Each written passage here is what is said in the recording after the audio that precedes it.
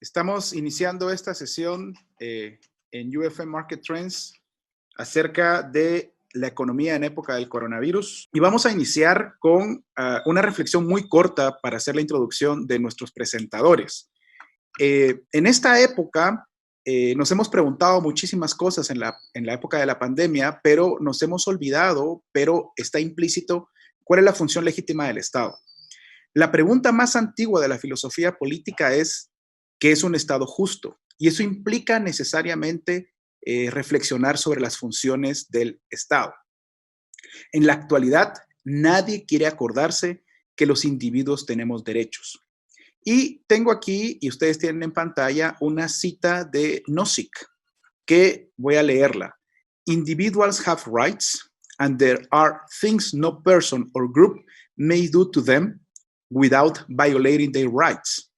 So strong and far-reaching are these rights that they raise the question of what, if anything, the state and its officials may do.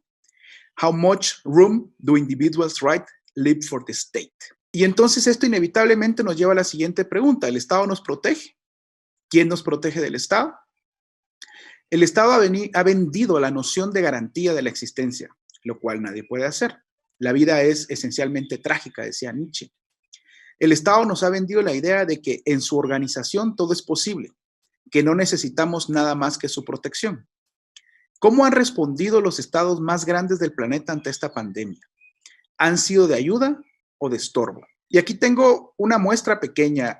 Para esta época, la información es poco confiable, cambia constantemente, creemos que los estados han manipulado la información, pero he conseguido construir algunas gráficas que en principio, si fuera cierta las premisas del Estado, mostrarían cierta relación que hoy en día no muestran.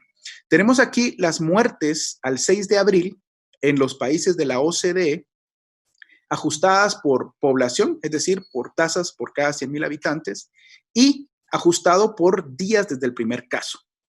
Y lo hemos correlacionado o intentado correlacionar con el gasto que hacen los estados como porcentaje del PIB de Healthcare Expenditure, es decir, cuánto invierten los estados de la OCDE del PIB en su sistema de salud.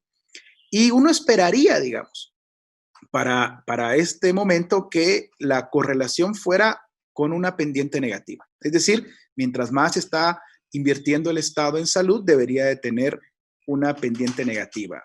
Pues no hay correlación, no hay ninguna correlación y con estos ajustes. Después he hecho otro ajuste con los mismos datos al 6 de abril, también ajustado por población y días desde el primer caso, pero ahora como el total de gasto del gobierno como porcentaje del PIB. Y vemos que tampoco hay una correlación como la podemos esperar, es decir, el state capacity instalado en los países de la OCDE no muestra ninguna correlación como en principio dicen las personas que manejan la pandemia, como debería de ser, ¿no? Es decir, hoy en día vemos al Estado guatemalteco y a otros estados pidiendo ampliaciones presupuestarias para manejar la pandemia con la promesa de que no va a haber una tragedia y vemos de que es seguramente una mentira, es decir, la pandemia es la pandemia y lo que tenemos que permitir son acciones individuales y policéntricas que nos permitan ensayar diferentes formas de enfrentarnos a la pandemia. Ningún estado ni ninguna entidad puede prevenir las tragedias de la existencia. Lo único que podemos hacer es enfrentarlas de diferentes formas. Bueno, y es entonces para mí un gusto presentarles a mis dos amigos, a Daniel Fernández Méndez, que será el segundo expositor. Él es director de UFM Market Trends y profesor de economía de la Universidad Francisco Marroquín desde hace más o menos 5 o 6 años.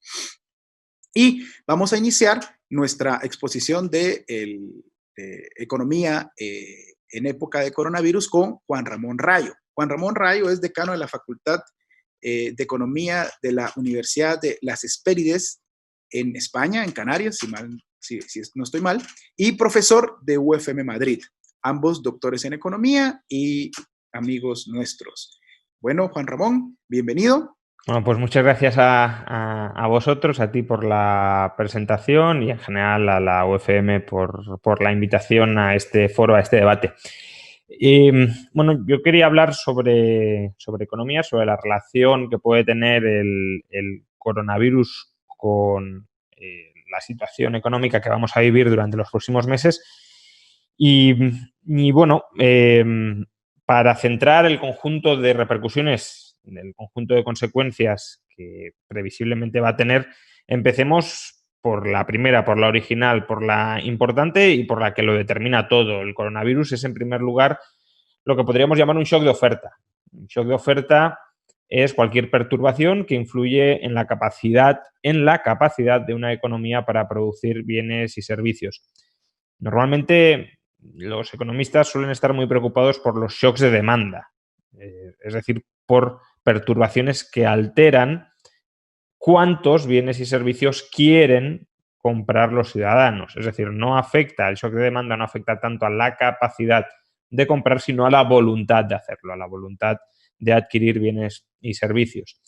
Pero en este caso, como digo, al menos en un origen no estamos ante un shock de demanda, que es lo típico, es para lo que la mayoría de economistas se suele preparar, sino ante un shock de oferta. Y además un shock de oferta bastante particular, porque los shocks de oferta, cuando se han producido en otros momentos históricos, han sido shocks de oferta que han afectado a una parte muy concreta de la economía, o al menos a una porción de la economía. Los shocks de oferta suelen dañar partes de la economía. Pues malas cosechas, pues el sector del campo sufre un shock de oferta. Sube el precio del petróleo, pues los sectores intensivos en energía, que pueden ser muchos, pero sobre todo los más intensivos en energía, pues sufren una merma en su capacidad de producir. Pero aquí nos encontramos con una pandemia que ha obligado o ha empujado a paralizar el conjunto de la economía, salvo algunas actividades muy esenciales. Y por tanto, ante lo que estamos es ante una suspensión de la actividad económica. No se produce, no porque la gente no quiera adquirir las cosas que sin restricciones se podrían producir.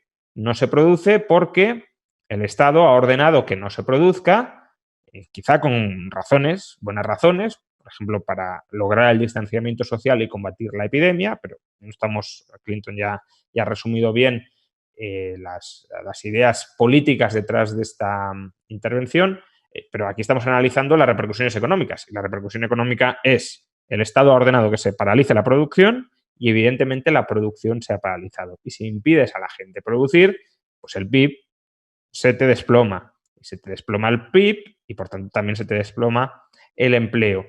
Ese es el shock de oferta que es, insisto, el básico, el fundamental, el que define la situación en la que nos encontramos, aun cuando pudiéramos hablar del contexto en el que esta intervención se ha producido, pero bueno, no voy a entrar yo personalmente ahí. Ahora, ¿el shock de oferta es el fin de la historia? No, claramente no lo es. El shock de oferta también tiene otras repercusiones posibles. Si la gente se enfrenta, por ejemplo, a mucha más incertidumbre, evidentemente la gente va a dejar de gastar la escasa renta que tiene en aquellos bienes o servicios que necesite en menor medida, para así asegurarse la disponibilidad de liquidez. Es decir, si yo tengo poca renta, pues reduzco mi gasto. ¿Para qué? Para que esa poca renta la siga preservando, la conserve, para o bien hacer frente a pagos futuros a los que estoy obligado a atender, o bien a adquirir en el futuro otros bienes que considero que van a ser más indispensables, ¿no? Imaginemos pues la demanda futura de mascarillas, de geles o incluso de vacunas en algunos países donde haya que pagar por esas vacunas y que puedan ser claves y cruciales. Además, también la incertidumbre, evidentemente, va a llevar a que muchas empresas, aun cuando no se les haya ordenado dejar de producir, obviamente la parálisis va por fases, va por etapas, no todas ellas tienen la misma dureza, pueden reducir su inversión frente a una situación que no saben cómo va a evolucionar. Y por último, también puede haber determinados sectores que incluso cuando haya pasado gran parte de la crisis sanitaria que ha provocado el shock de oferta que estamos viviendo, Puede haber sectores que no se recuperen o que se recuperen de manera muy lenta. Pensemos en el sector turístico o pensemos en el sector de las aerolíneas o incluso los restaurantes y los bares. Aunque se levanten las restricciones, es muy probable que un cierto distanciamiento social prosiga durante bastante tiempo, que la gente viaje menos por precaución. Desde luego, en el caso de España, por ejemplo, una economía tan turística como la española, pues toda la temporada turística de verano ya está absolutamente perdida. Bueno, todo eso también impacta ya no desde el lado de la oferta, sino desde el lado de la demanda, de la voluntad de gasto en la economía. Es decir, tenemos un shock de oferta que provoca un shock de demanda derivado del anterior y que agrava ese shock de oferta previo.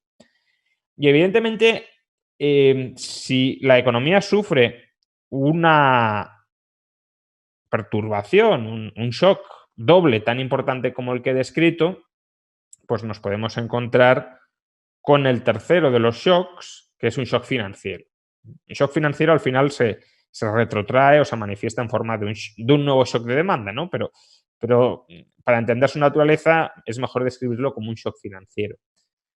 Si los agentes no pueden trabajar o aquellos, no pueden producir riqueza, mejor dicho, o aquellos que pueden producirla no la producen porque hay una contracción repentina de la demanda, del gasto, las fuentes de renta de los agentes se van a ver alteradas y muchos trabajadores y muchas empresas van a dejar de percibir salarios o van a dejar de percibir ingresos.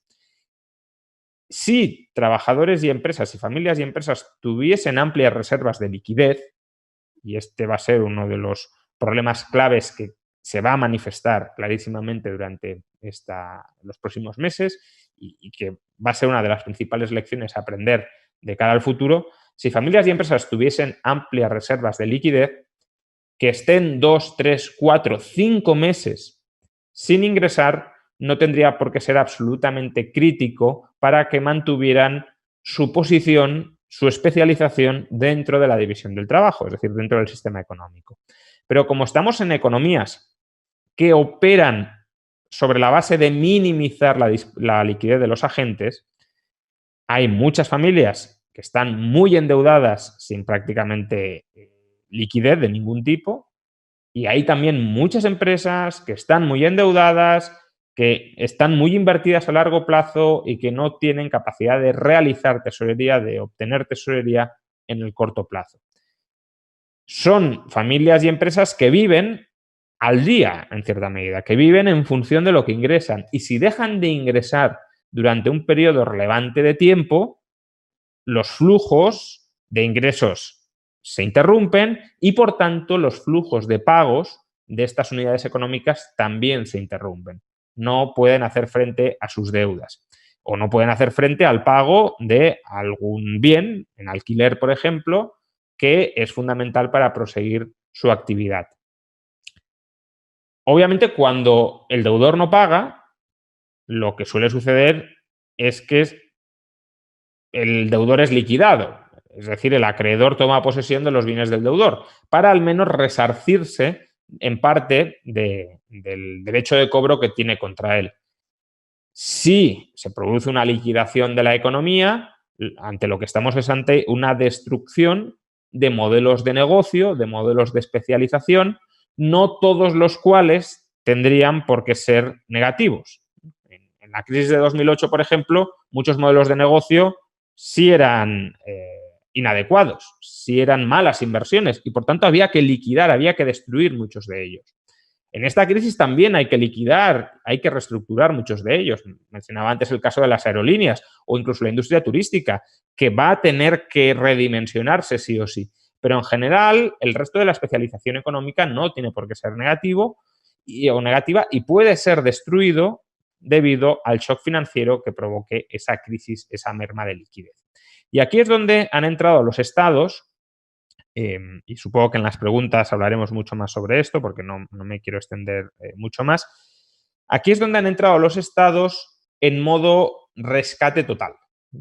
Su idea guía ha sido que, bueno, vamos a poner en pausa la economía durante un mes, 2 meses, 3 meses y para que justamente no suceda nada de lo que he mencionado, vamos, como estados, a sustituir, a reemplazar todos los ingresos de todos los agentes que han sido perdidos durante estos meses de inactividad. O si al menos no los reemplazamos, sí vamos a facilitar vía avales estatales, es decir, convirtiendo al Estado en un garante de última instancia, sí vamos a facilitar que haya refinanciaciones internas dentro de la economía, descargando el riesgo de esas refinanciaciones sobre los hombros del Estado, es decir, sobre los hombros de los contribuyentes. Este rescate o reflotamiento total de la economía tiene problemas a la hora de facilitar la transición desde una estructura productiva a otra. Tiene problemas en cuanto a cómo reordenamos la estructura productiva de una economía. Al fin y al cabo, si lo salvas todo, pues estás salvando cosas que no deben ser salvadas. Quizás salves otras que sí tienen que ser salvadas, pero desde luego estás salvando otras que no deberían serlo. Pero, y en esto es en lo que me quiero centrar más ahora mismo, también acarrea un riesgo financiero muy importante para el Estado. En los últimos años, sabemos que ha tomado fuerza, o al menos popularidad, una corriente económica que se llama teoría monetaria moderna, que básicamente viene a decir que el Estado no se enfrenta a ninguna restricción presupuestaria y que el único límite es el al que se enfrenta un Estado a la hora de gastar, a la hora de movilizar recursos, es la disponibilidad real de esos recursos. Que el Estado, mientras haya recursos no utilizados, puede financiar cualquier proyecto por la vía de crear nuevas unidades monetarias. Y esta idea está contaminando, al fin y al cabo, en momentos de desesperación, pues uno se agarra a cualquier cosa que parece que le venga bien, está contaminando la mente de muchos políticos y de muchos banqueros centrales o gente cercana a banqueros centrales, porque mientras estamos viviendo un periodo de reflotamiento generalizado de nuestras economías por parte de los estados, esos estados no se están planteando cuál va a ser su posición financiera en el futuro. Es decir, no se están planteando qué problemas de solvencia pueden tener esos estados más adelante.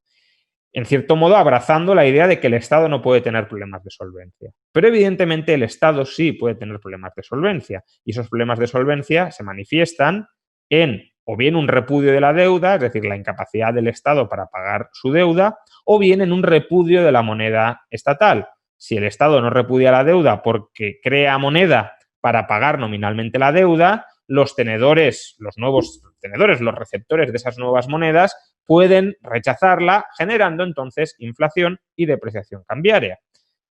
De hecho, la inflación vinculada a la depreciación internacional del tipo de cambio no es más que una muestra de saturación de la demanda internacional, de la demanda global de esa divisa y, por tanto, de importación de inflación vía depreciación del tipo de cambio. En general, siempre es problemático que haya inflación, sobre todo si es una inflación descontrolada, como a la que asistiríamos si el Estado es incapaz de afianzar, de respaldar, de dar crédito al valor de su divisa. En general, siempre es problemático, como digo, una inflación descontrolada, una inflación galopante, como se la suele denominar. También lo es una depreciación fuerte del tipo de cambio. Pero planteémonos el grave problema que puede suponer para economías que estén paralizadas. Si todo esto sucede una vez haya pasado la parálisis y la economía vuelva a estar a pleno rendimiento, pues bueno, será problemático, pero no será un drama. Ahora, una economía que no produzca, porque esté en cuarentena, necesita importar para sobrevivir. Si tu forma de importar para sobrevivir es, digámoslo así, exportar papelitos, exportar moneda, exportar activos financieros del Estado, deuda pública o moneda, que los inversores internacionales no quieren porque no confían en la solvencia del Estado, y por tanto, si se deprecia enormemente la moneda, tu capacidad para importar se desploma. Y que tu capacidad para importar se desplome en un momento en el que no produces nada es un colapso económico de primer nivel.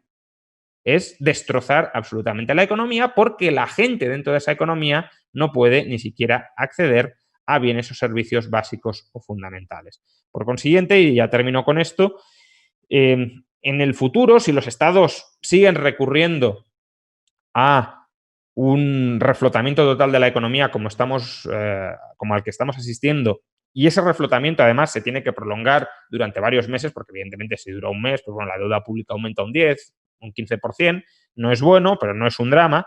Pero si asistimos a una parálisis de la economía de meses, 3, 4, 5, 6, 7, 8 meses, y el Estado pretende reflotar la economía totalmente en esas condiciones y, por tanto, asistimos a aumentos de la deuda pública del 50, del 60, del 70 o del 80%, vamos a tener seguro a medio plazo un problema de solvencia estatal que se manifestará en inflación, a diferencia de lo que había sucedido hasta la fecha, y podemos tener también en determinados países problemas de solvencia inmediatos que se manifiesten en colapsos de la moneda y, por tanto, en desabastecimientos generalizados dentro de esa moneda. Por tanto, los gobiernos, aun cuando estén haciendo mal a la hora de rescatarlo todo, porque ni siquiera es una estrategia acertada, inteligente, si quieren hacer eso, que ya digo, no es lo que deberían hacer, deberían como poco tratar de cuidar su solvencia y deberían empezar a decirnos cómo piensan financiar toda esta deuda que están ahora mismo generando. Gracias. Gracias, Juan Ramón. Te agradecemos tu presentación y ahora ya hay bastantes preguntas muy interesantes que han ido formulando. Yo me he dado la tarea de irlas recopilando y las voy a formular posteriormente, pero ahora tenemos a Dani. Gracias.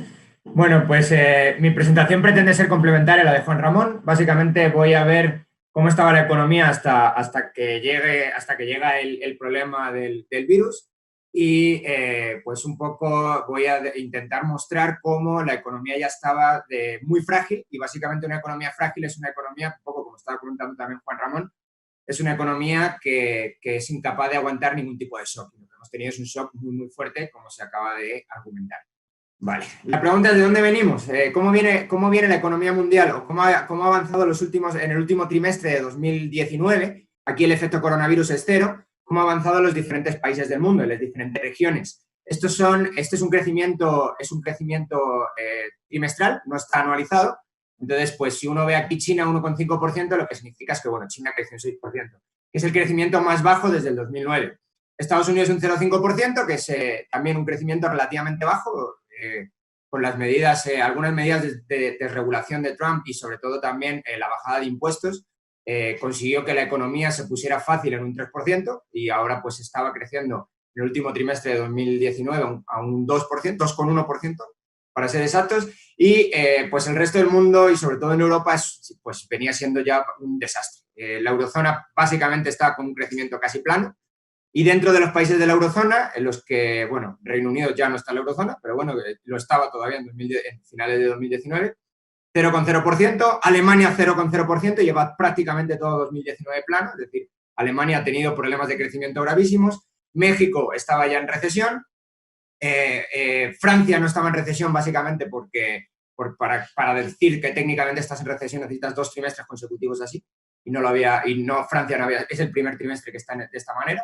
Pero bueno, Francia es con crecimiento negativo, Italia con un crecimiento negativo, esto va a ser un desastre, evidentemente, porque al menos en España veníamos creciendo positivamente, Italia lleva siendo un desastre prácticamente desde el año 2009, en España tampoco es que nos haya ido demasiado bien, pero al menos desde 2014 el crecimiento venía siendo bastante fuerte, en Italia no, y luego tenemos aquí algunos otros países que lo están haciendo muy mal, Hong Kong, que se puede entender también, por temas de problemas de flujos comerciales a finales de 2019.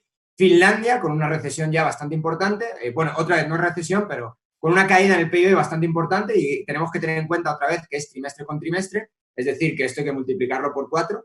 Y luego tenemos aquí Indonesia y Japón, que también son 2 grandes desastres. Es decir, la economía mundial ya venía tocada. El propio crecimiento ya venía pues a la baja. Este es uno de los puntos que, bueno, yo precisamente aprendí con Juan Ramón Rayo, que es uno de los indicadores más fiables para perseguir crisis económica. Y lo que tenemos es que, bueno, este indicador solamente tengo datos desde el año 80 y tantos, pero bueno, igualmente, si nos vamos desde el año 60, la pendiente de la curva de rendimiento, esto es básicamente el bono a 10 años menos el bono a 3 años, tenemos que tener en cuenta que lo normal aquí es que tenga una pendiente positiva, es decir, que los tipos de interés de largo plazo sean más altos que los de corto plazo, pues siempre que se da la vuelta, esta curva de rendimientos, hay una crisis económica. Es lógico que esto pase, las explicaciones son un poquito largas, pero simplemente podemos decir que esto es un indicador de tensión financiera. Siempre que esté por aquí debajo de cero o cercano a cero, hay una tensión financiera muy importante y sobre todo los bancos dejan de ganar dinero. Y aquí esto es un indicador de una crisis, probablemente una crisis de liquidez. Y ya estábamos viendo las crisis de liquidez, como voy a intentar argumentar un poquito ahora más adelante. Pero lo que tenemos es que en la situación de finales de 2019, o prácticamente todo 2019, tenemos una curva de rendimiento negativa. Otro indicador que se mostraba también bastante feo son los PMI, los Purchasing Manager Index. Y básicamente estos son pues, índices de gestión de compras. Este es uno de los indicadores más fiables para ver el rendimiento económico en el cortísimo plazo. Y básicamente se le pregunta a los gestores de compras de las empresas si hicieron más compras o menos compras que el mes anterior o que la semana anterior, depende también de cómo estén construidos estos índices. Lo que vemos es que los índices de las economías pequeñas y abiertas, que son un indicador también todavía más importante de recesión que los de las mayores economías, básicamente porque tienden a depender mucho del comercio, estaban en negativo. Estos son índices también de manufactura. Entonces, ya estábamos viviendo una crisis de manufactura. Lo podíamos ver, por ejemplo, en el sector automóvil, que venía muy tocado ya desde prácticamente 2018. Bonos corporativos. Esto también es bastante interesante. Usualmente, cuando la crisis económica avanza, también los bonos corporativos, estos son los bonos corporativos BAA, es decir, con cierto riesgo, pues crecen bastante de precio. El diferencial de tipo de interés entre los mejores bonos, que se pueden considerar los treasuries, los bonos del Tesoro norteamericano, pues la gente tiene o los inversores van en la búsqueda del rendimiento. ¿Qué significa la búsqueda del rendimiento? Bueno, pues tenemos una política de tipo de interés cero, muy cercano a cero, pues los inversores empiezan a decir, bueno, si yo me quedo en treasuries, pues gano prácticamente nada, voy a ir buscando el rendimiento. ¿Qué significa buscar el rendimiento? Ir buscando bonos, por ejemplo, como puede ser el de Guatemala, como puede ser el de España, bonos que no se consideran, o el de Guatemala se considera un poquito peor que el de España, pero bonos que no se consideran de la máxima calidad. Y entre ellos están también los bonos corporativos. Este es el rendimiento de los bonos corporativos menos la tasa de interés de la FED. Entonces, lo que tenemos otra vez igual, antes de cada crisis económica, esta sensación de seguridad y de voy a invertir en cosas más arriesgadas, incrementa y justamente antes de la crisis se dispara. ¿Okay? Y lo que tenemos aquí es un poco también el principio de lo que podría ser el pánico financiero, de lo que estaba hablando también un poco Juan Ramón Rayo, derivado de una crisis de oferta. El riesgo bancario, este es el TED Spread. Básicamente el TED Spread es la diferencia entre el bono de 3 meses la financiación en 3 meses del sistema bancario menos la financiación a 3 meses del Estado, en este caso del Estado norteamericano. Y lo que vemos es que usualmente también esto se tiende a disparar, es un indicador de riesgo bancario y se tiende a disparar en crisis económicas.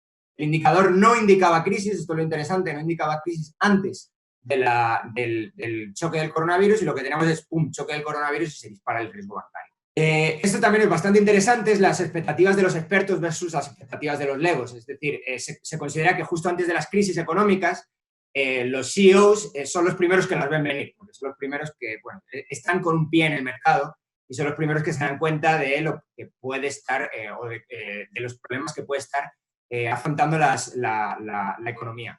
Esto es bastante interesante, hay algunos indicadores por ahí, yo no los he incluido, de cuántos CEOs dejaron su puesto en enero del 2020. Entonces, se dice que ya estaban previendo algo muy gordo y simplemente lo que ha pasado es, como voy a intentar argumentar ahora, hay un cisne gris y el cisne gris ha llegado.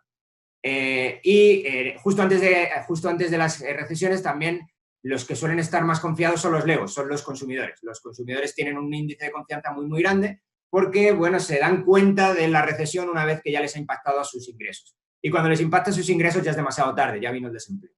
Entonces, si uno pone las expectativas de los CEOs y le resta las expectativas de los consumidores, pues tiene un indicador de crisis también bastante interesante. Y habíamos alcanzado niveles máximos o en este caso mínimos, justo antes de lo que estamos viviendo ahora mismo. Estas son las separaciones entre beneficios y cotizaciones, es también bastante interesante. Se presume que en temas financieros, pues las cotizaciones bursátiles deberían seguir casi al pie de la letra cómo van los beneficios, porque al final una cotización bursátil en temas financieros no es más que traerte los beneficios futuros al día de hoy. si los beneficios futuros no crecen, no tiene mucho sentido que crezca la cotización bursátil o decimos que estamos en una burbuja. Entonces, esto es lo que probablemente había pasado en los últimos años, y es que se había generado una burbuja, los índices bursátiles habían seguido creciendo, a pesar de que los beneficios no habían crecido. Esto también es interesante hacer la observación, que son beneficios antes de impuestos. Entonces, pues la bajada de impuestos de Trump probablemente impactó muy positivamente en las cotizaciones bursátiles, pero no en los rendimientos antes de impuestos. Esto es algo también bastante interesante, yo no lo he llamado, lo han llamado algunos autores, estos del Bank of International Settlements, el apocalipsis zombie.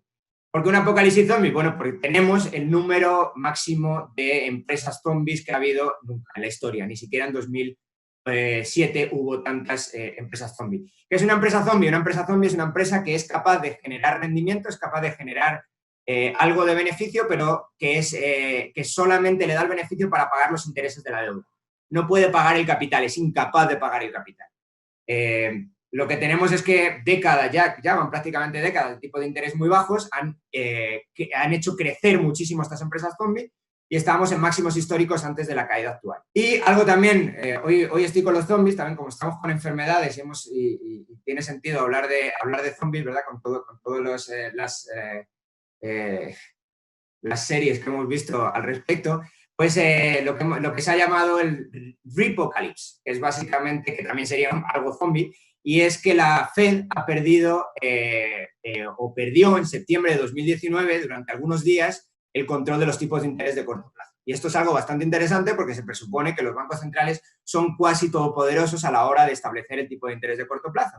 Entonces, la narrativa dominante hasta septiembre de 2019 era que básicamente la Fed había muchas reservas en el sistema por todos los quantitative easing que se habían generado, y había tantas reservas que si la Fed no pagaba por las reservas, era incapaz de subir los tipos de interés. Esto es algo bastante interesante porque justamente en septiembre de 2019 estaban bajando tipos de interés. Y sin embargo, en el mercado de repos, que es un mercado de muy corto plazo y muy utilizado, este mercado pues se disparó y se perdió de control. Entonces la Fed tuvo que empezar a intervenir y a incrementar liquidez en el mercado. Todo el mundo sabía que esto iba a acabar con un quantitative easing. Lo sabíamos todos, porque los repos son financiación de muy, muy corto plazo. Entonces, la única salida a esto era con otro quantitative easing, o dejar que el mercado limpiara un poquito también el sistema financiero. Pero como sabíamos que esto no iba a ocurrir, iba a acabar en otro quantitative easing. Por eso, en cuanto ha aparecido este problema del coronavirus, lo primero que han hecho es el quantitative easing. No se lo han pensado ni medio segundo, porque ya habían perdido el control de la liquidez de corto plazo y ya había tensiones de liquidez muy, muy graves en la economía. Y esto, pues, probablemente podría haber metido alguna otra slide para ver cómo pues vivimos una época de burbuja de deuda pública, o hemos vivido una época de burbuja de deuda pública, y esto es que hubiera pasado si hubiéramos invertido 10.000 euros en diciembre del año 2000. Y si lo hubiéramos invertido en la bolsa de Europa, pues a diciembre de 2019 todavía no habríamos recuperado los 10.000 euros. Es decir, con las dos grandes caídas que ha habido, en 2001 y en 2007, no lo habríamos recuperado. Sin embargo, si hubiéramos invertido en deuda pública, privada o pública, en deuda privada o pública, da un poco igual, en Europa, pues hubiéramos conseguido unos rendimientos muchísimo mayores que los de la bolsa y muchísimo mayores que los de la deuda.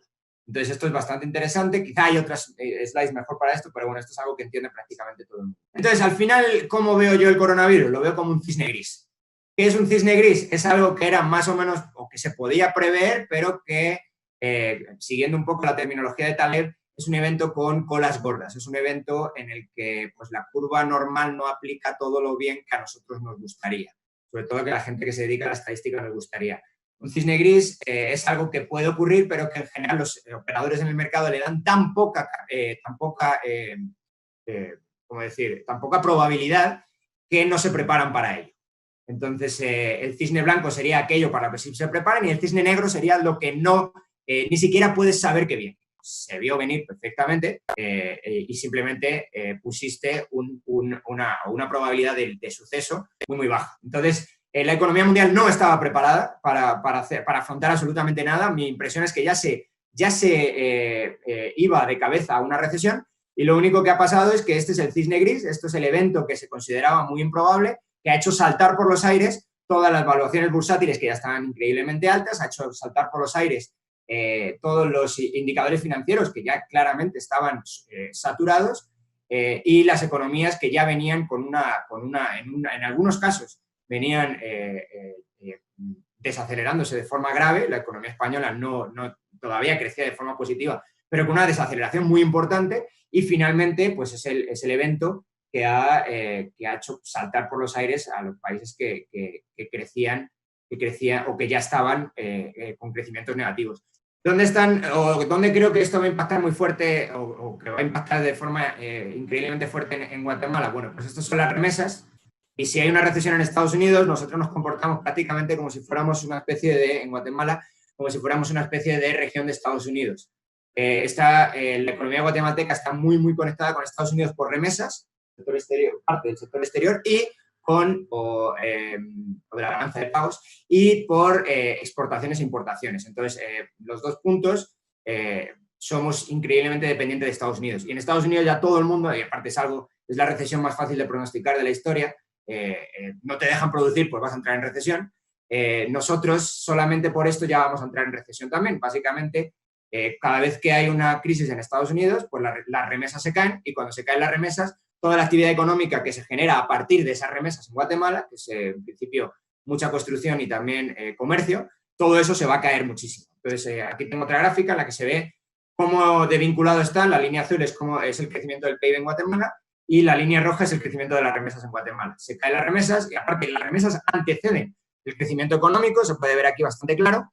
Entonces, cada vez que se caen las remesas, se va a caer el PIB. Y las remesas ya se están cayendo. Ya los primeros datos que tenemos es que se han caído un 10% en el mes de marzo, y además se han caído prácticamente en una semana. Por lo tanto, es muy probable que se hayan caído entre un 30 y un 40% solamente en una semana de la última semana de marzo. Precio de commodities. ¿Cómo va a impactar el precio de commodities en Guatemala? Bueno, pues nosotros somos grandes importadores de energía. No tenemos sobre todo de energía eléctrica, no, pero sobre todo de energía primaria, petróleo y carbón, es lo que más importa. ¿Y cómo se ha comportado el resto de commodities? Lo que más produce Guatemala es esta commodity que tenemos aquí, que se llama soft commodities, que es pues sobre todo materiales agrícolas, materia prima agrícola, azúcar, café, cardamomo. Todas estas cosas van a impactar de forma muy negativa en el momento de crisis. Esto es cómo se ha comportado durante el 2020. ¿Cómo se va a comportar a partir del 2020? Bueno, pues si sirve de alguna guía qué pasó en la última crisis económica, esto es lo que en el periodo de depresión, una vez que se pasa el periodo de crisis, lo que vemos es que en general metales y energía se comportan muy, muy mal, y tienen sentido que se comporten muy mal. Son inputs en procesos de producción de medio mundo. Entonces, si la producción está desacelerando, está en negativo, y no se ve una salida pronta a la crisis económica, lo normal es que se caiga la demanda de estos commodities. Y lo que vemos es que los commodities soft, los commodities agrícolas, lo hicieron bastante bien en la última crisis económica. Y tiene sentido que lo hubieran hecho bien en la última crisis económica, y puede tener sentido que lo hagan también en esta. Y el grano también lo hace relativamente bien, aunque Guatemala no exporta tanto grano. Bueno, de hecho más bien lo importa. ¿Y el problema cuál es? Pues que esta vez es mucho peor que en 2008, porque en 2008 no hubo ese shock de oferta que sí lo estamos teniendo también en Guatemala, con la economía, sobre todo la economía formal, completamente parada. Entonces, esto es una estimación que yo hice en base a la demanda de energía eléctrica, de cuánto se ha caído la economía guatemalteca en diversas intervenciones o restricciones de la actividad económica que ha hecho el Estado guatemalteco. La línea azul es el estado de calamidad, y básicamente el estado de calamidad impactó cero en la demanda corporativa de energía eléctrica, no impactó nada en la actividad económica. El paro productivo sí impactó aproximadamente entre un 25 y un 30% de la actividad económica. Y el toque de queda, pues mi interpretación aquí es que lo que ha hecho es parar completamente al sector formal, que es la mitad de la economía, y la otra mitad de la economía la ha parado cuando ha salido la policía a la calle a detener gente. Básicamente el sector informal, pues eso es una de las ventajas, es una desventaja usualmente siempre, pero tener un sector informal tan grande lo que ha hecho es que los parones productivos no hayan impactado tanto la economía guatemalteca como en otros lugares. Esto es bastante interesante porque la mayor parte de ayudas van dedicadas al sector informal, y curiosamente es probablemente el menos afectado por toda esta crisis. es cómo se están cerrando los mercados de créditos internacionales. Como he hablado antes, lo normal es que haya en momentos de crisis económica una huida hacia la seguridad. Es decir, todo el mundo que compró el bono de Guatemala, los bonos corporativos, hace semanas o años, los están vendiendo ahora en masa y están yéndose corriendo a los títulos de los países que se consideran más seguros. Estados Unidos en esta región, en la región de América, y pues Alemania, Holanda, no sé, quizá Austria en Europa. Entonces, lo que ha habido, esto que tenemos aquí es la cotización del bono de Guatemala este es el de 30 años, créanselo o no, Guatemala se puede financiar en los mercados internacionales a 30 años, y cómo ha caído el precio. Que caiga el precio significa pues, que sube el tipo de interés. Teniendo en cuenta más o menos los rendimientos del bono, aproximadamente ha subido el tipo de interés de un 4% o 4,5% a un 6, 6,5%. Es decir, los mercados de crédito se están poniendo duros para Guatemala, y esto pues hay que tenerlo en cuenta también a la hora de endeudarnos. No solamente por lo que ya estaba contando antes Juan Ramón Rayo, sino porque es que nadie te va a prestar en estos momentos. Muchas gracias. Muchas gracias, Dani. Muchas gracias, Juan Ramón. Yo he hecho un resumen aquí, probablemente de las más importantes, y voy a lanzarlas a los dos, realmente, y les voy a dar un tiempo a cada uno para que vayan contestando, porque al final son muy parecidas las preocupaciones, solo que en diferentes regiones. Entonces, digamos, hay una preocupación fuertísima, digamos, en las personas sobre qué va a pasar, uno, con los precios, el tema de inflación, y qué va a pasar con los tipos de cambio. Hay una diferencia muy importante, digamos, Guatemala es una economía pequeña y España es parte de la eurozona, ¿no? Y entonces las preguntas básicamente va, ¿qué pasa con la inflación?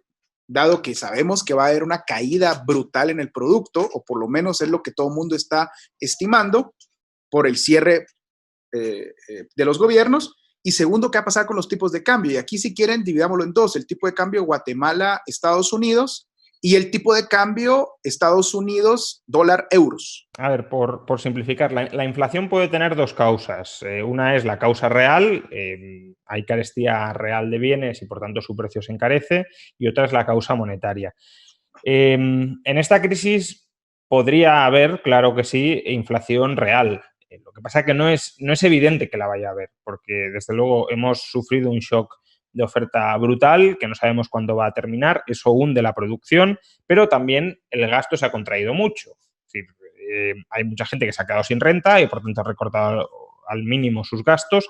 Hay otros que tienen renta suministrada por el gobierno, pero aún así, como saben que todo es muy precario, pues la están ahorrando. Y por tanto no es que se haya mantenido el nivel de gasto con un nivel de producción mucho más bajo, sino que ha caído la producción y ha caído el gasto. Entonces, si se mantiene la producción baja y el gasto bajo, no tiene por qué haber inflación desde el lado real de la economía. Pero cuanto más rescaten los gobiernos, las rentas, los ingresos, cuanto más refloten la demanda, cuanto más intenten estabilizar el volumen de gasto en una situación de oferta contraída, evidentemente se producirá inflación real. Pero es que a mí me interesa, por lo que he destacado también antes, resaltar el riesgo de inflación monetaria. La inflación monetaria se produce básicamente porque hay una huida del activo financiero que actúa como numerario de precios, es decir, del papel moneda, de la moneda fiat que utilizamos. La moneda fiat, en última instancia, es una deuda del gobierno. Es una deuda fiscal, si lo queremos, pero es una deuda del gobierno. Y su valor está muy vinculado a la solvencia del gobierno. España ahora mismo no tiene un problema de solvencia, o el euro, mejor dicho, no tiene un problema de solvencia, porque aunque España pueda tener sus problemas de solvencia, por un lado, España parece que cuenta con el apoyo y con el rescate implícito del resto de países ricos de la eurozona, y además porque el euro es una deuda solidaria de todos los países de la eurozona. Entonces, como hay países muy solventes, pues aunque España no lo sea, pues su moneda aguanta. Si estuviéramos en la peseta sería otra cosa muy distinta, pero estando en el euro aguantamos. Ahora, si se llegara a dar el caso, confiemos en que no y en que esto termine antes, pero como hay mucha incertidumbre, vamos, no, es bastante arriesgado hacer cualquier tipo de pronóstico firme al respecto. Si se llegara a dar el caso de que la eurozona se endeuda muchísimo más, de que incluso Alemania se endeuda muchísimo, porque a lo mejor tiene que rescatar al Deutsche Bank, tiene que rescatar a sus automovilísticas, etcétera, y llegara a haber una huida del euro o si queremos otros escenarios no tan radicales o tan negativos para el euro, al menos aparentemente, y es si hay un riesgo de que la eurozona se rompa, porque unos no quieren rescatar totalmente a otros y demás, ahí sí que podríamos tener inflación desde el lado monetario. Y desde luego, países pequeños, y ahí ya le dejo a Dani, la inflación monetaria sí que tienen que temerla muchísimo, porque si el Estado es incapaz de garantizar su solvencia, sus monedas se van a depreciar de todas. Añadiendo un poco a lo que contaba Juan Ramón, pues sí, evidentemente hay ese riesgo en Guatemala y además ya no es ni siquiera un riesgo, ya prácticamente es una seguridad de que esto va a ocurrir. ¿Por qué? Bueno, pues porque la forma en la que se hacen los quantitative easing en Estados Unidos o en Europa es la siguiente. El Banco Central se compromete a comprar en el mercado secundario un montón de títulos que usualmente, bueno, algunas veces son deuda pública y en esta ocasión y también en otros años ha sido deuda pública y algunos títulos de deuda privada, ya pueden ser bonos corporativos o sobre todo, en mucha mayor cuantía, bonos o títulos hipotecarios. Lo que hacen es cambiar de alguna manera la composición del balance de los bancos. Los bancos dejan de prestar a la economía privada y empiezan a comprar o empiezan a, ¿cómo decirlo?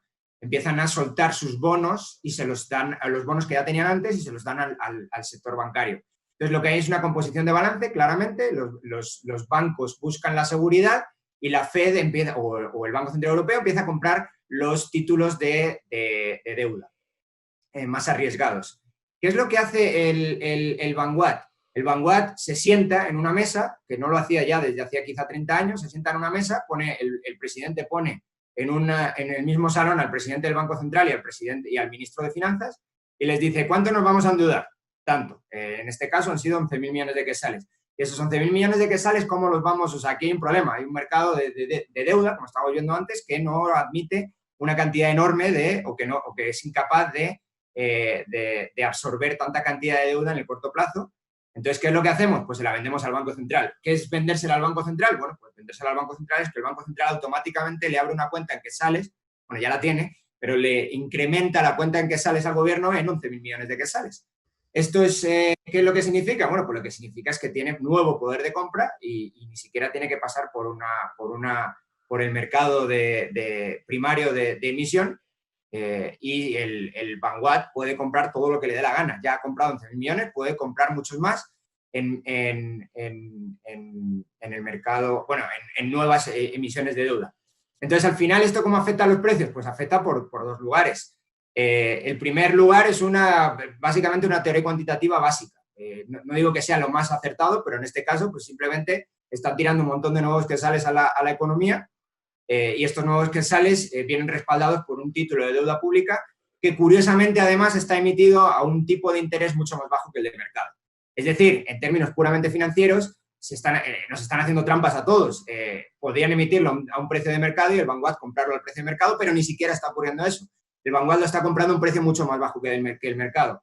Entonces, al final, lo que tiene es un mal activo. El Vanguard está monetizando un mal activo y cuando monetizas un mal activo, usualmente generas una inflación. Además, pasa lo siguiente, y es que el Estado de Guatemala se está endeudando, no solamente en este caso, sino se está endeudando de forma masiva con instituciones internacionales como el BID y como, bueno, algún banco de desarrollo más internacional. Se está endeudando también con el mercado interno y cuando puede también con el mercado externo. Entonces, ¿esto qué es lo que significa? Que la deuda pública de Guatemala cada vez es más insostenible. Si el Vanguard tiene muchos títulos en su activo de deuda pública y en su pasivo tiene quetzales, de alguna manera, y esto pasa siempre en términos puramente financieros, el valor del pasivo está referenciado al valor del activo. Si el activo cada vez vale menos o se presume que va a valer cada vez menos porque va a ser el Estado de Guatemala incapaz de devolverlo, va a tener mucho problema para devolverlo, solamente por un tema de financiero y de contaminación, si se quiere así, del activo hacia el valor del pasivo, el quetzal va a valer menos. El que salga menos significa un poco, como estaba hablando también antes Juan Ramón, que los mercados internacionales se va a depreciar y cuando se deprecien los mercados internacionales, tarde o temprano se terminará depreciando en los mercados nacionales también, es decir, aparecerá la inflación. Yo creo que la cuestión que se tiene que plantear todo el mundo es, si los mercados internacionales no quieren deuda del Estado de Guatemala, ¿por qué sí van a querer los quetzales? Es decir, si el inversor no quiere deuda, ¿por qué si quiere quetzales? Y si no los quiere, y si los intentas colocar, tendrás que bajar el precio, y eso es la depreciación. Gracias, Juan Ramón. De hecho, para cerrar esta pregunta, que hay muchas de las preguntas son diversas, pero van más o menos enfocado a esto, digamos. Y entonces, la inflación, el tipo de cambio era uno. Ya vemos que tenemos un movimiento ambiguo, digamos, como nos decía Juan Ramón, entre producción y demanda. Pero antes de que iniciara la deflación, que es lo que la gente está preguntando, sí vamos a tener una deflación en ausencia de la intervención estatal. Antes de que empezara, si es que iba a haber deflación, los bancos centrales ya están inflando la economía, digamos, a través de dos mecanismos. Dani los ha explicado bien. ¿Creen ustedes que hubiera habido, que esa es una de las preguntas más repetidas, creen ustedes que hubiera habido una deflación si no hubiera habido actuación concreta del Banco Central? Hombre, probablemente habría habido deflación si hubiésemos tenido un colapso generalizado de la economía. Es decir, si se empieza a liquidar toda la economía porque hay una crisis de liquidez, pues, aunque es verdad que ha habido una contracción de la oferta muy fuerte, la contracción de la demanda habría sido mucho mayor y mucho más persistente, que yo creo que esta es un poco la clave. Esperamos o confiamos en que el parón de la oferta, al menos a los niveles cuasi absolutos de ahora, no dure mucho. Duren 2, 3, 4, 5 meses, que ya sería mucho, pero no dure mucho más. Ahora, si la economía se viene abajo, si empiezan a quebrar empresas, a liquidarse empresas, si tenemos parados que no son no ocupados temporales, sino que son personas que no pueden encontrar empleo porque no son demandados por ninguna empresa, dado que muchas empresas han desaparecido, pues ahí sí que tenemos una contracción muy fuerte y persistente del gasto en consumo, del gasto en inversión y, por tanto, probablemente tendencia a deflación más que a inflación, sí. O sea, el único caso en el que podría pensar en inflación es para algunos países donde esta situación degenerara tanto, pero esto, claro, ya sería el apocalipsis prácticamente, que el gobierno también cayera, es decir, que también hubiese una quiebra gubernamental. La economía se destruye tanto que el gobierno es incapaz de financiar sus gastos y, por tanto, recurre a la monetización de deuda en ausencia de recaudación tributaria, y ahí sí, ya hay directamente una huida también de la moneda, una huida de activos o pasivos gubernamentales y, por tanto, de depreciación de los mismos. Gracias, Juan Ramón. Dani, ¿quieres comentar algo sobre este tema? Sí, bueno, básicamente estoy de acuerdo. No hay mucho más que añadir. Simplemente comentar que, o sea, de alguna manera, cuando hay una crisis económica, lo que hay es una destrucción de crédito muy fuerte. Y cuando hay destrucciones de crédito, por cómo funciona hoy en día también nuestro sistema bancario y monetario, hay destrucciones de moneda. Entonces, si no tienes esa intervención de la que estábamos hablando antes, lo que esperarías es una destrucción de moneda bastante importante, incluso mucho más importante que la destrucción del tejido productivo. Entonces, lo que tiendes a esperar mucho más es a una deflación. Otra vez, en el caso de Guatemala, no tiendes a esperar esto básicamente porque el Estado está poniendo todos los medios que él tiene a su disposición para quebrar. Entonces, si pones todos los medios a tu disposición para quebrar, pues vas a terminar quebrando. O sea, si tensas la cuerda, la rompes y cuando la rompes aparece la inflación. Entonces, el análisis internacional yo creo que iría un poco más por el lado de posible, o yo diría, es más posible una deflación que una inflación, y el análisis nacional, en este caso de Guatemala, yo diría que es mucho más a una inflación que una deflación. Gracias, Dani. Luis Pedro, no pone apellido, nos pregunta si creemos que puede haber un pánico bancario, porque dice que ve empresas, digamos, moviéndose a cash. No quiero contestarla yo porque me emociono, pero se las dejo a ustedes, ¿no? Luis Pedro pregunta eso. Y tenemos otra pregunta de Pedro Molina que nos dice algo que creo estar de acuerdo, digamos, nuestros compatriotas en Estados Unidos habitualmente trabajan en el sector informal, hombre, son ilegales, y trabajan muchísimos, por ejemplo, en California, que es de donde más vienen remesas de recoger temas agrícolas, que no están totalmente paralizados. Entonces, nos pregunta si creemos que puede haber un efecto rebote, es decir, que va a haber un shock temporal y que de repente va a estar como retenida en un corral y después va a haber un shock positivo en remesas. Esas dos preguntas para los dos. Bueno, yo sobre la segunda no tengo mucho que decir porque no conozco bien la economía de Guatemala, eso mejor que lo diga Dani. Simplemente sí aclarar que en general creo que un escenario no inverosímil es que sí que veamos un rebote muy significativo en la actividad, pero que no va a ser ni mucho menos tan intenso como la caída previa. La previsión ahora mismo para España es que el PIB se puede terminar hundiendo un 5%, un 6%.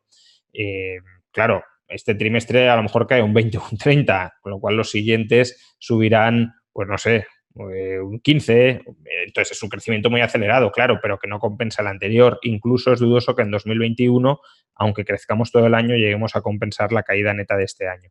Eso en cuanto a actividad. Luego ya el tema de las remesas y demás es mejor que lo conteste gente que conoce bien la economía de Guatemala. Sobre el pánico bancario, yo creo que hemos de cambiar un poco el chip de lo que significa un pánico bancario en la actualidad. ¿Bien? Hoy las grandes empresas no tienen los depósitos en el banco. ¿Bien? Es decir, hoy los saldos de tesorería de las grandes empresas no están en el banco. Por tanto, los pánicos bancarios que se puedan dar como consecuencia del miedo y la incertidumbre no se dan con respecto a la banca. Eso no significa que la banca no pueda tener sus propios pánicos, pero que el pánico no se va a manifestar donde muchos esperan que se va a manifestar. ¿Dónde cabe esperar que se manifieste un pánico bancario? Pues en parte donde estaba comentando antes, de lo que estaba hablando antes Dani, en el mercado de repos. Es decir, muchas empresas, grandes empresas, insisto, no tienen sus depósitos en la banca y no lo tienen por dos razones fundamentales. Una, los depósitos bancarios no pagan ningún tipo de interés. Dos, en la banca solo están libres de riesgos los primeros 100.000, 200.000 dólares. ¿Para qué una gran empresa va a meter 1.000 millones de dólares en un banco asumiendo un riesgo gigantesco si quiebra ese banco para no obtener ninguna rentabilidad? Con lo cual, lo que hacen estos grandes tenedores de liquidez, estos pools de liquidez, como son grandes empresas, fondos y demás, es aparcarla en otros sitios, como fondos monetarios o el mercado de repos. Y es ahí donde cabe esperar que se produzcan pánicos. ¿Qué han hecho los bancos centrales para evitar estos pánicos? Facilitar mucho que esos activos con los que se efectuaban operaciones repo puedan descontarse en el Banco Central para así proporcionar liquidez también a las empresas. Es decir, han puesto las herramientas para evitar estos pánicos de liquidez. Eso no significa, sobre todo si no hay una intervención directa en esos mercados, que se eviten o se protejan absolutamente frente a los pánicos, pero desde luego sí es ponerle dificultades o ponerle obstáculos a que se terminen materializando. De todas formas, estas herramientas son formas de socializar la liquidez, porque claro, cuando lo contamos parece que solo decimos los beneficios y no estamos diciendo los problemas que tiene. Esto es gente que no tiene liquidez, nos la está quitando a todos los demás a través de una socialización de deuda vía Banco Central. Simplemente, si se van a dar o no se van a dar pánico bancario, ya se ha dado, que es un poco lo que está hablando Juan Ramón, ya se ha dado pánico, claramente. Marzo ha sido un mes de pánico, en el mercado de repos ha sido loco, pero loco. O sea, si alguien ha podido seguir un poco este mercado, lo que ha visto es que ha tenido esa huida hacia la seguridad que yo hablaba antes, era una sobredemanda constante durante prácticamente todo marzo en los repos que hace la Reserva Federal, o que hacía la Reserva Federal, porque ya no los hace, ahora voy a hablar por qué no los hace. Pero en general esto ya lo hemos vivido. Ya hemos vivido el momento de pánico bancario, ya lo hemos vivido. No sé si vendrá otro, pero desde luego ya hemos tenido un pánico bancario. Esto ha parado con el quantitative easing nuevo. El quantitative easing nuevo lo que ha hecho es tirar esa liquidez al mercado y la Fed ha tenido que dejar de hacerla, ha tenido que dejar de tirar esa liquidez en forma de repos. Entonces, ya no vivimos un pánico bancario, pero lo hemos vivido. No sé si lo vamos a volver a vivir. Sobre las remesas y el posible rebote. Hoy mismo vamos a sacar un artículo, lo va a sacar Olaf, así que le voy a quitar un poco, o sea, voy a utilizar sus datos y le voy a quitar la primicia a él, pero él está anticipando que la remesa se puede caer entre un 40 y un 50%. Lo que estamos viendo ahora y los operadores en el mercado en Guatemala, los bancos, lo que estaban diciendo es, bueno, se ha puesto restricciones en Los Ángeles a salir a la calle, entonces, pues si te pone una restricción a salir a la calle, no puedes mandar la remesa o se te dificulta mucho mandar la remesa. Entonces, esto es simplemente una V. O sea, hoy cayó, pero la semana que viene incrementará de nuevo. Yo no lo creo. Yo creo que el desempleo en Estados Unidos ya lo hemos visto. Ya en prácticamente 2 semanas ha incrementado en 10 millones de personas, que es una barbaridad. Y esto significa que la gente, los guatemaltecos que viven en Estados Unidos, pues también van a sufrir esto. Y si van a sufrir esto, pues van a empezar a mandar menos remesas. Y para que nos hagamos una idea, la remesa media que se mandaba, y esto creo que Clinton lo sabe mejor que yo, pero la remesa media que se mandaba en 2007-2008 eran aproximadamente por persona y año unos $4.000, la que se manda hoy en día son 7.000. Es decir, la posibilidad de que la caída sea mucho más abrupta que en el año 2008, creo que ha incrementado bastante. Entonces, incluso si se da cierto rebote, estoy un poco de acuerdo con Juan Ramón, este rebote no va a ser ni mucho menos lo que esperarías no vas a llegar al mismo nivel que estábamos hasta hace un mes. Y además los mercados, por muy eficientes que sean, como son en Estados Unidos los mercados de trabajo, no se recuperan tan rápido como el resto de actividad económica, es decir, llevan un lag y llevan un retardo. Entonces esto puede durar, pues si en el mejor de los casos que sea una crisis de nube y que se salga rápido, el desempleo lleva un lag un retardo un poquito más fuerte. Entonces esto no se va a arreglar cuando todo el mundo vuelva o cuando se normalice la actividad productiva. Gracias, Dani. Yo solo quiero hacer una matización, digamos, sobre el tema del tipo de cambio en Guatemala, que creo que es uno de los temas, es el tema más votado, digamos, tipo de cambio, inflación y los ahorros a largo plazo. Yo te diría, digamos, que el efecto en Guatemala, por lo menos por un tiempo, no sé qué tan prolongado, pero por lo menos en los próximos 6 meses, no creo que vaya a haber un efecto grande, porque el Vanguard, como lo hemos leído, digamos, en diferentes artículos de Market Trends, que estos artículos los pueden seguir en Market Trends, pues pongan Google Market Trends, y ahí tienen todos estos análisis. Si mal no recuerdo, iban por 10 meses de reservas monetarias internacionales, y está por arriba de todas las recomendaciones del Fondo Monetario Internacional. Entonces, el Banco de Guatemala tiene mucho campo de acción para mitigar, digamos, el efecto en el tipo de cambio. Clinton, tiene menos de lo que parece, porque esto es algo que es un artículo que estoy haciendo ahora. El Banco de Guatemala había sido un banco muy, muy tradicional en su manejo de reservas y siempre había comprado títulos de cortísimo plazo de Estados Unidos, que es algo, pues, normal. Lo normal, es lo que tienen que hacer los bancos centrales, básicamente porque en cualquier momento van a tener que defender su moneda, como en este momento. Ahora mismo, y desde el año pasado, desde el 2018, cambiaron su política de inversiones y están súper invertidos. De hecho, tienen la mayor parte de su cartera de inversiones en MBS, en Mortgage Backed Securities. Entonces, cuidado, porque este mercado todavía no se ha caído y, curiosamente, el precio de los MBS no se ha caído. Si no lo están liquidando ahora, deberían hacerlo, porque yo creo que sí se puede llegar a caer en el futuro. Bueno, esperemos que lo hagan. Bueno, pasemos a otra pregunta. Bueno, última matización sobre los ahorros del sistema financiero. Yo creo, al final, digamos, que el peligro que tienen los ahorros a largo plazo es en depreciación de la moneda. Creo que el Banco Central va a actuar lo que tenga que actuar para garantizar cualquier tipo de situación que enfrente el sistema, pero creo que el efecto, digamos, que pueden tener los ahorros de las personas es el efecto inflacionario. Creo que es el peligro que más corremos. Y si quieren, pasamos a la siguiente pregunta, a ver, aquí hay una pregunta interesante, digamos. Tenemos dos situaciones totalmente diferentes, digamos. Vernon Schmidt, el Premio Nobel de Economía, publicaba hace unos días un artículo donde él decía que esto no era igual que 2008 porque él no miraba una crisis previa, creo que lo discutimos con Dani en algún lugar y en algún momento, sino que era un freeze de la economía y que la economía se iba a recuperar muy rápido. La pregunta que les lanzo es, digamos, Dani un poco tiene la posición de que la recesión ya venía, y si es una economía mundial donde la recesión ya viene, con un trigger y un acelerador, digamos, que es el COVID y las prohibiciones a la producción, es mucho más fuerte. Y si no estábamos en recesión, digamos, ¿qué diferencia podríamos encontrar entre estos dos tipos de inicios de esta crisis? Yo ahí tengo dudas de si estábamos a las puertas de una recesión o no. Es obvio que había tensiones muy, muy, muy graves de liquidez. Tanto la inversión de la curva de rendimientos como las tensiones en el mercado de repos, era evidente que había un pánico de liquidez. Lo que no tengo tan claro es si ese pánico era provocado por malas inversiones reales dentro de la economía o porque justamente estaba habiendo una política de normalización monetaria, como lo llamaban, de la Reserva Federal, de drenar liquidez, y por tanto que era lógico que tensionara el mercado, incluso que tensionara aquellas partes más ilíquidas del mercado.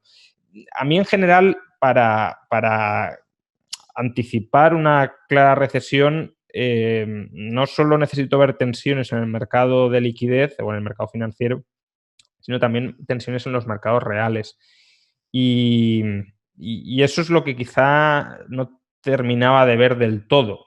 Es decir, no veía un recalentamiento en el mercado de ningún factor productivo, no veía un cuello de botella por ningún lado. Lo empezaba a ver en Estados Unidos, eso sí, en Estados Unidos el mercado laboral y en particular el tramo no cualificado del mercado laboral, pues estábamos en máximos de subidas de salarios desde hacía 10, 15 años.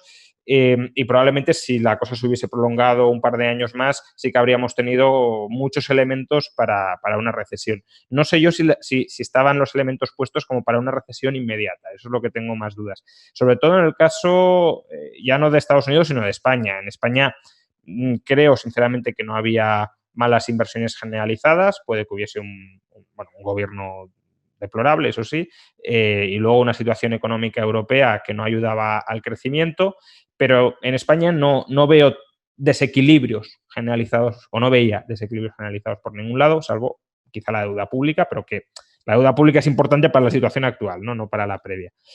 En ese sentido, la situación de España, por ejemplo, sí creo que se acerca mucho a lo que decía Vernon Smith, es decir, una economía que, si tiene suficiente flexibilidad, suficiente libertad, puede reincorporarse más o menos, hombre, las pérdidas son pérdidas, pero puede reincorporarse bastante rápido, porque en efecto no es lo mismo 2008, donde la economía tenía que reajustarse muchísimo, que ahora, en el caso de España, donde gran parte del tejido productivo era sano. Otra cosa es lo que decía antes, que esto se prolongue, lleve a colapsos, a cierres de muchas empresas y entonces se fuerce una liquidación de la economía, no porque la economía sea insana, no porque tenga desequilibrios, sino porque no tenía liquidez y se la han cargado con el parón.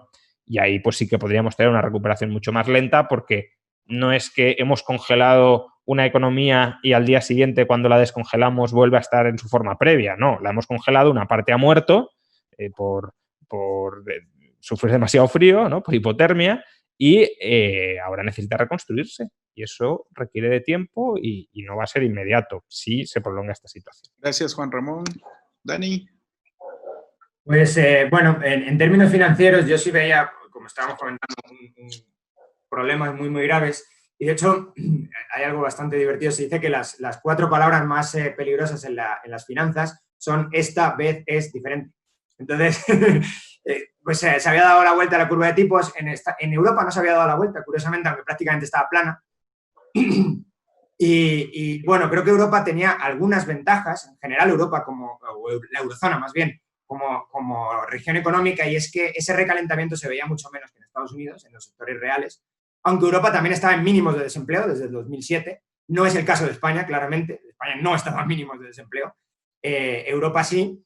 Y Europa también tenía una gran ventaja sobre Estados Unidos, es que había crecido sin deuda. Es verdad que había crecido bastante menos, pero había crecido prácticamente sin deuda, solo con deuda pública. Eso sí, la deuda pública pues o se quedó alta y ahí se quedó, pero cuando vemos, por ejemplo, el balance consolidado del sistema bancario europeo no ha crecido desde 2007-2008, está prácticamente plano.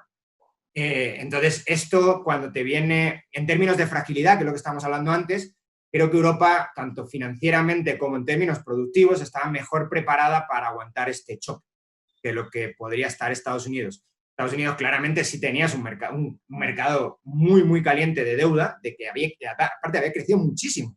La deuda corporativa, no tanto la de las familias, pero la corporativa sí había crecido muchísimo. Todo el tema de la recompra de acciones, que viene siendo noticia desde hace ya es casi, no sé, mínimo un lustro, tipo de interés prácticamente cero. Lo que han hecho es en Estados Unidos es que las compañías de forma un poco agresiva han ido disminuyendo equity y han ido incrementando deuda. Entonces esto claramente te han ido colocando en una situación de fragilidad. Cuando te viene un shock, que es lo que ha pasado ahora, no estás preparado para ese shock. Y sí se ve un clarísimo, que también lo has contado tú, Juan Ramón, un clarísimo recalentamiento en el mercado laboral. La gente estaba diciendo, pero mira qué bien le va a Estados Unidos, tiene el mínimo desempleo en latinos, tiene el mínimo desempleo en negros, tiene el mínimo desempleo, entonces qué bien funciona, ¿no? Sí, pero curiosamente antes de las recesiones eso es claramente lo que tiende a pasar siempre. Entonces yo sí creo que en Estados Unidos se veía mucho recalentamiento. Y China ya te empezaba a tener graves problemas, aunque uno también no sabe hasta cuándo llega la capacidad de la economía china de admitir nueva deuda, sobre todo porque tiene unos niveles de ahorro brutales. Entonces creo que eso sostiene una capacidad de deuda que no vemos en otros lugares. Pero China, todo el problema del shadow banking que tienen, creo que es algo que también era para ponerle ojo. Entonces, por resumir, básicamente sabemos que las economías que no han crecido tanto antes de una recesión o que han crecido menos con menos desequilibrios productivos, como creo que puede ser Europa, usualmente lo pasan mejor en la recesión. Por ejemplo, tenemos el caso de Alemania, pasó una recesión en 2004 cuando todo el mundo estaba de fiesta y de juerga, ellos pasaron una recesión y ¿qué pasó? Pues llega 2007 y están muchísimo mejor preparados que nadie. Ya arreglaron sus problemas internos, no tienen problemas de desequilibrios financieros o menos. Entonces, creo que esto, sin ninguna duda, te hace fuerte, te hace muy fuerte contra una recesión. En el caso concreto de Guatemala, Guatemala está en una situación relativamente similar. Sufrió una especie de crisis interna en 2015-2016, una crisis interna que no impactó tanto en el PIB, porque fue sobre todo una crisis del sector de manufactura y no es tan grande el sector de manufactura en Guatemala en comparación con el resto de la economía, y las remesas pues han ayudado a esa recesión interna productiva, ayudaron mucho a paliarla. Creo que Guatemala, en comparación con otros países de la región, como puede ser Costa Rica, que está hecho un desastre financieramente, es mucho más resiliente y resistente a los problemas y a la crisis económica y a la recesión que sin ninguna duda vamos a vivir. Gracias, Dani. Tenemos una pregunta muy concreta de Borja Teruel, que es de las más votadas, que esta va un poco dirigida a Juan Ramón, que es: ¿cuáles son los mejores análisis que han leído en los últimos días acerca de los efectos del coronavirus en la economía mundial, específicamente en la española? Y aprovecho para hacer otras dos que son más o menos similares y que están siendo muy votadas por JD y por Juan Pablo Ortega, que se refieren a Guatemala y hablan del PIB per cápita. Digamos, si estamos esperando una contracción del PIB global, digamos, el PIB per cápita, dice, probablemente podrá crecer negativamente. Esto lo hace Juan Pablo Ortega. Y JD nos pregunta que es una pregunta concreta. Sabemos que tenemos caída en la producción, sabemos que potencialmente tenemos inflación. ¿Qué hacer? Análisis buenos sobre el impacto del coronavirus en la economía española. El problema es que creo que son todo análisis muy parciales. Hay análisis técnicamente muy buenos, como el de Rafael Domenech y otros, que recientemente han publicado una estimación de cuánto puede terminar, Javier Ferri también, terminar hundiéndose el PIB en España. Y bueno, eso técnicamente está muy bien, ¿no? Nos proporciona herramientas muy útiles para quienes intentamos hacer un análisis más amplio. Es decir, ese paper no considera el riesgo, por ejemplo, de crisis financiera o incluso de crisis de deuda estatal. Entonces, todo eso hay que ponerlo sobre la mesa, no porque necesariamente vaya a suceder, pero claro, si solo te concentras en cuánto va a caer el PIB y el empleo, creo que estás dejando fuera muchos riesgos potenciales muy grandes y muy importantes. En cuanto a finanzas internacionales, a ver, quizás sea una recomendación genérica. Han escrito también durante esta crisis y con sus implicaciones. No me gustan muchas de sus conclusiones, pero aún así yo suelo recomendar que para temas financieros hay que leer a Perry Merlin, que entiende muy bien el mundo financiero y también ha escrito sobre qué hacer en esta crisis. Bueno, él sigue con su tesis de que el Banco Central tiene que ser un dealer de última instancia. Personalmente no coincido en eso, aunque, bueno, no digo que no tenga nada de razón, pero le veo más contras que pros. Y también creo que es muy interesante leer a un coautor de Perry Merlin, que además estudia mucho la banca en la sombra y también ha escrito sobre cómo la interrupción de las cadenas de suministros globales son en última instancia interrupciones de las cadenas de pagos globales y por tanto puede dar lugar a una crisis financiera, que es Zoltán Pozsar. Entonces, en ese sentido, creo que ambos autores, dentro del ámbito financiero y muchas veces escribiendo casi en abstracto, sin estudiar economías específicas, es de lo mejor que se puede leer. Gracias, Juan Ramón. ¿Dani? Sí, bueno, por la pregunta concreta que se me refería a mí, si va a caer el PIB per cápita, sí, claro.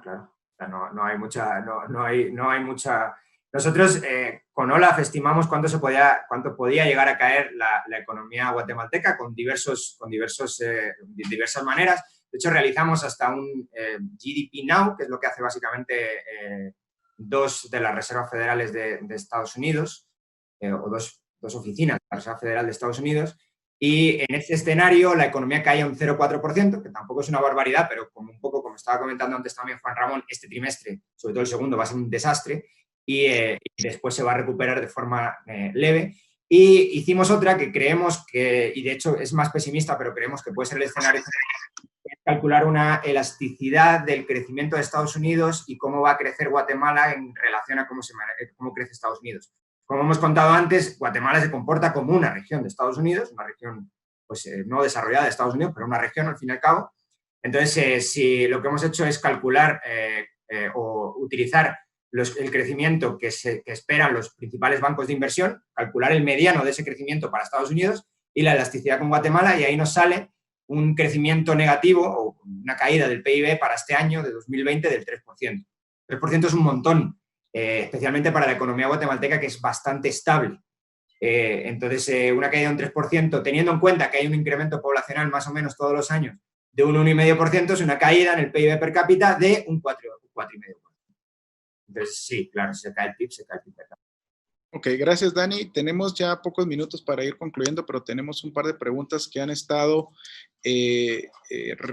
dándole muchos likes, que son muy populares. Y entonces, por ejemplo, voy a contestar una, creo que muy sencilla, que si alguien quiere ahondar en eso, pero fue lo que me refería al principio de la transmisión.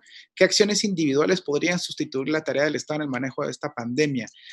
Por ejemplo, digamos, en Guatemala empezamos a ver que si no estuviera totalmente la economía no está totalmente frisada y hay cierta capacidad de gestionar tu actividad diaria con precauciones. Y estamos viendo, por ejemplo, que algunos mercados cantonales empiezan a tener prácticas de prevención porque hay que hacerlas. El problema que tenemos que con las acciones estatales que inhiben totalmente todas las acciones individuales. Y entonces, si se equivoca esa acción estatal, nos vamos todos en un hoyo. En cambio, si permitimos que hayan diferentes experimentos sociales, digamos, vamos a encontrar algunas alternativas antes que si lo hacemos a través, digamos, de una paralización total de la economía. Eso muy rápido contestado. Por supuesto que podemos ahondar en eso. Hay autores que estarían de acuerdo conmigo, como Nozick, creo yo, y autores, digamos, inclusive en el pensamiento liberal como Hayek, en Derecho, Legislación y Libertad, en el volumen 3, habla de los emergency powers y piensa que debería de actuar el Estado antes de que las personas. En fin, es para mucho. Pero hay otra que está muy votada y nos preguntan qué podemos esperar del mercado inmobiliario, y esto para los dos, tanto en España como en Guatemala. Bueno, yo solo sobre acción estatal recomendar un post bastante reciente de Scott Sumner, Libertarians Dodged a Bullet, esquivó la bala, ¿no?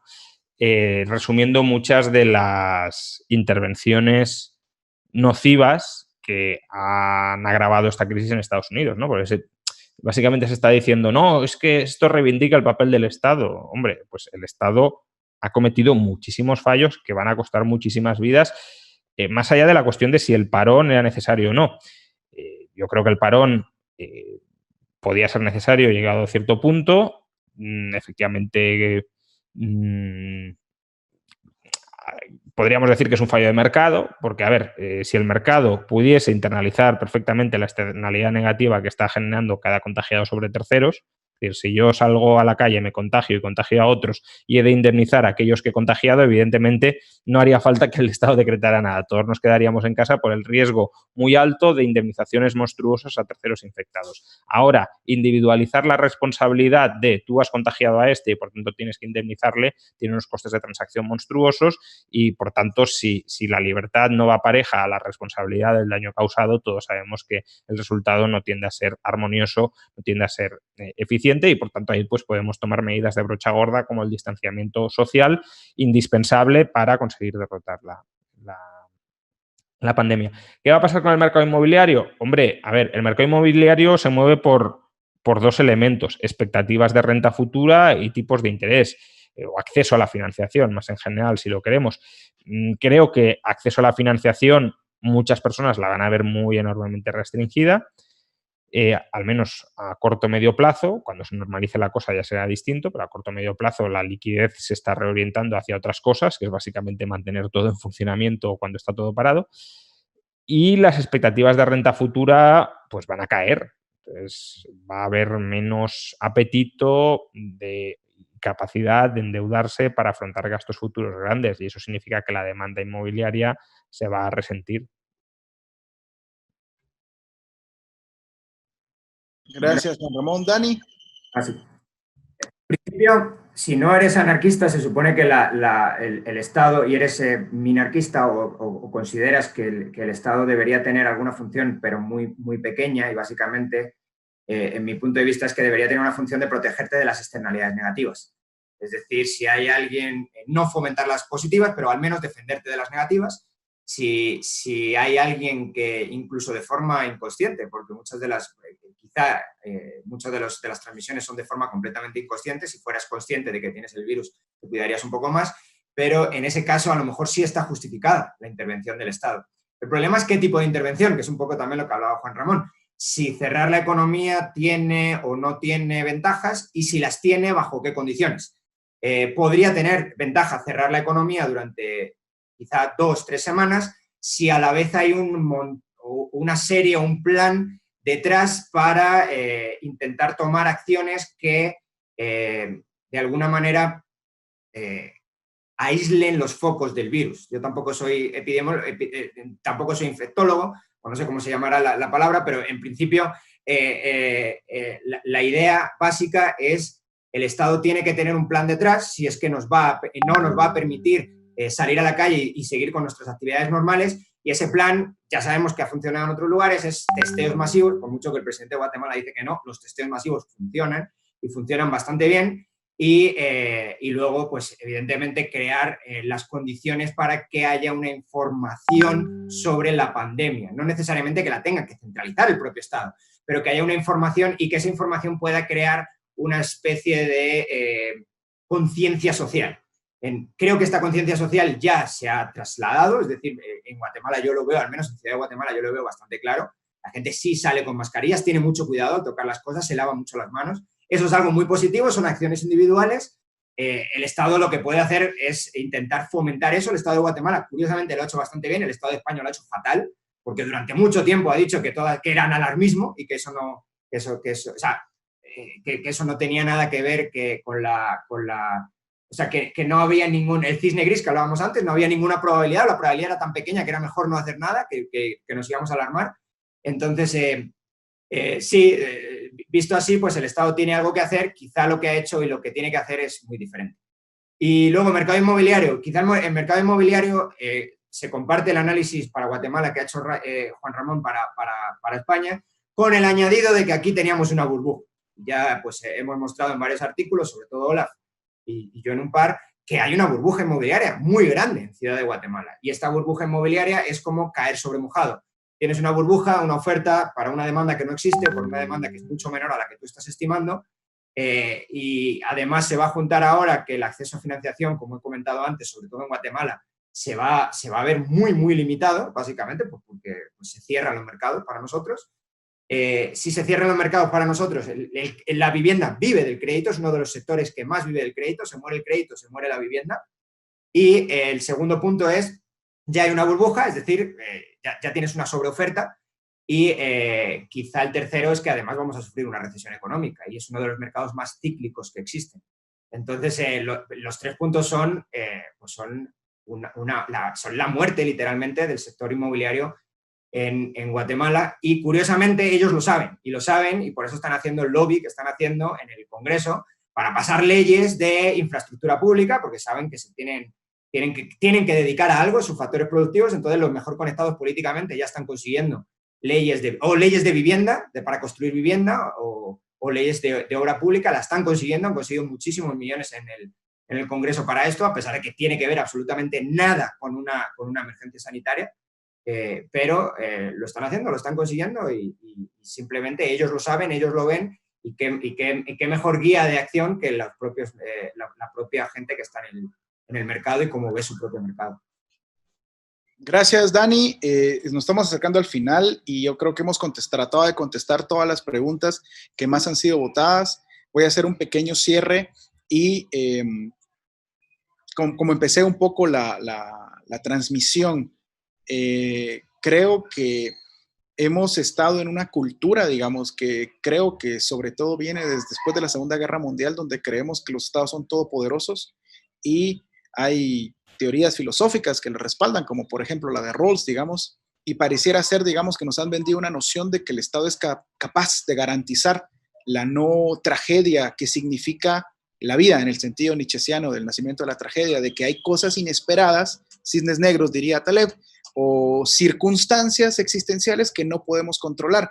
Yo quisiera cerrar con esta gráfica, que fue la que presenté al principio, países de la OCDE, y uno esperaría una relación, digamos, negativa entre capacidad estatal instalada y su respuesta ante las muertes. Es complicado, pero tenemos que aceptar que hay circunstancias que son inmanejables, digamos, en un sentido literal, de que no podemos controlarlas, sino que tenemos que irlas mitigando y que vamos a aprender en un sentido puramente hayekiano, de que tenemos que ir aprendiendo cómo lidiar con esto que realmente no lo habíamos tenido. Pero en la medida que inhibamos, experimentos privados, digamos, policéntricos, comunitarios y de personas individuales que vayan encontrando de alguna u otra forma la mejor forma de lidiar con esto, más tarde nos va a costar más en términos de vidas y en términos de muchísimas cosas. Probablemente el Estado tiene una función y eso lo tenemos que ir descubriendo también, pero seguramente, digamos, tratar de hacerlo todo no es posible. Por ejemplo, digamos, liberalización de pruebas, liberalización de tratamientos, esas cosas creo que podrían ayudarnos muchos en todo el mundo. Los españoles tienen un ejemplo claro de que un gobierno actuando como ha actuado el gobierno lleva a todo un país a un potencial desastre. Creo que hay que dejar, digamos, los ensayos individuales funcionar. Juan Ramón, Dani, muchas gracias. Si tienen alguna frase, algún comentario de despedida, estamos por terminar nuestro Facebook Live y muchas gracias a los que asistieron. Nada, muchas gracias a todos vosotros por la invitación y simplemente pues instar por un lado a la gente a que siga siendo responsable porque no hemos derrotado ni mucho menos a la pandemia y por último pues también un poco de esperanza y que intenten ver más allá en el horizonte cuando esto lo peor al menos haya pasado y podamos volver a una cierta normalidad en nuestras vidas, responsabilidad y esperanza. Muchas gracias, Juan Ramón. Dani, ¿quieres despedirte? Sí, bueno, nada, solamente hacer un comentario muy, muy breve. Es el momento de no hacer barbaridades económicas, ya no voy a decir de aprobar las mejores leyes del mundo, es el momento de no hacer barbaridades económicas, es decir, de intentar paralizar todo lo que está saliendo, en el caso de Guatemala, del Congreso de Guatemala, y también en España, pues supongo que de pegar una patada a todos los comunistas del gobierno. Entonces, y de evitar nacionalizaciones innecesarias de sectores. Pues solamente con no hacer barbaridades económicas, teniendo en cuenta lo que están haciendo un montón de países, va a colocar a nuestros países en una situación de ventaja comparativa con otros. Simplemente es eso. Y luego, pues, dar las gracias a ti, Clinton, por haber estado de moderador y a Juan Ramón por haber aceptado la invitación para estar aquí con nosotros. Muchas gracias. Muchas gracias, Dani. Les recuerdo a las personas que siguen conectadas que pueden seguir los análisis de Market Trends en la página de Market Trends, que ponen Market Trends en Google y aparecerá, o en la página de Facebook. Y también les recuerdo a todas las personas que estén interesadas, a los muchachos jóvenes que están interesados en estos temas, que si quieren estudiar economía, tenemos toda la capacidad de seguir funcionando, no solo en clases, pero nos referimos a las pruebas de admisión ya, desde hace 2 semanas. Entonces, pueden seguir con su proceso normal, solo que va a ser online y esperemos que el otro año podamos estar todos juntos en las aulas recordando y analizando los efectos de este shock. Muchas gracias a todos, muchas gracias a todo el equipo de Z, a Formación Continua y al equipo de Rectoría que nos ayudó en la parte técnica de esta transmisión. Muchas gracias, keep safe, stay home y nos vemos pronto. Chao. Adiós. Adiós.